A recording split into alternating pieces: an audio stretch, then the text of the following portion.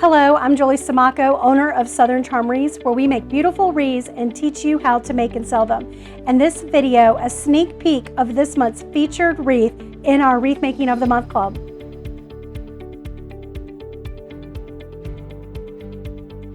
First, I'm using an 18-inch grapevine wreath that I spray painted red, and you want to hit the wreath from different angles. I love how the polka dot on our ribbon ties in with the polka dot on our sign. So a wreath recipe just means how many items are you going to use, and with ribbon and such, and also where you're going to have your design be focused. All right, I want to be able to see the bottom of the wreath, and I still want this to swag over it just a little bit. I did anchor it a little bit underneath some of the grapevine right there, so it just gives it a little added security.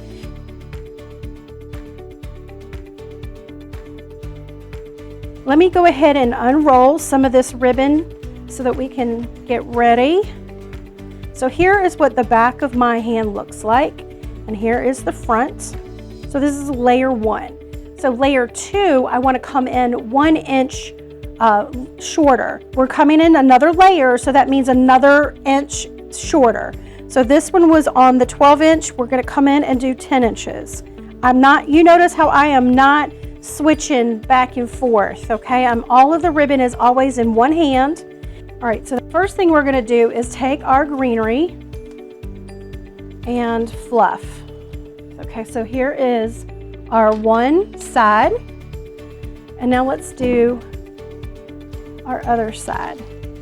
Okay, so if I want to anchor this right here, all I'm going to do is catch a piece of grapevine. Remember to go to the grain. You're going to insert with the grain of the grapevine and then just bend upward.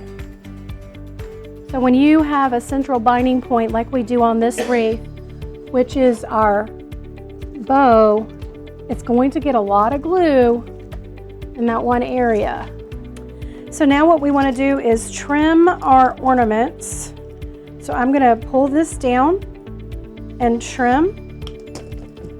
All right, so we've got our larger ornaments, which I probably want to go a little bit closer to the bow. Okay, and then remember we've got some extra greenery. Let's go ahead and add that into the bottom of our bow.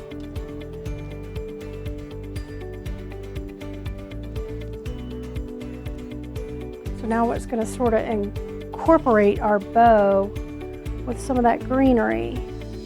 See how we shape that? And then let's give this a little bit of bend in shape.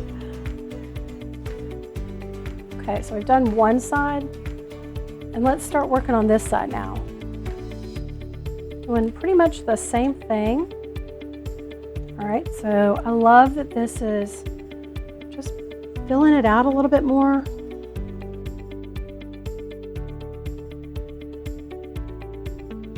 All right, let's try 13 inches, because I think that we can always come back and make these shorter if we need to.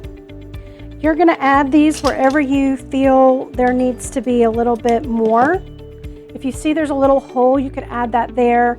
The reason too that I'm not adding the green ribbon is because I feel like it's going to get lost. And I need to make sure that the angle of our streamers is to give the illusion that it's coming from the bow.